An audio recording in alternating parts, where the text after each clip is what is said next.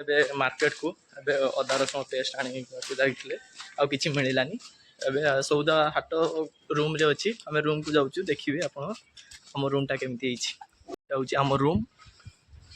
ମୋ ଫ୍ରେଣ୍ଡର ବାଇକ୍ଟି ହେଇଛି ଏଇଠି, ଆଉ ଗୋଟେ ଫ୍ରେଣ୍ଡର ବାଇକ୍ଟି ହେଇଛି। ଏବେ ରୁମ୍କୁ ପଶିଲେ ଏବେ ଆମ ସାଙ୍ଗ ପିଆଜ ରସୁଣ ତିଆରି କରୁଛି। ଏବେ ଅଦା ପେଷ୍ଟ ଆସିସାରିଲାନି। ଚିକେନ୍ ହବ, ଚିକେନ୍। ଆମ କିଚେନ୍ ରୁମ୍। ଆମେ ଏବେ ଉପରକୁ ଯାଉଛୁ, ଆମେ ଯେଇଠି ଶୋଇବାକୁ ପଡ଼ିବ। ଏଟା ହେଉଛି ମୋ ରୁମ୍।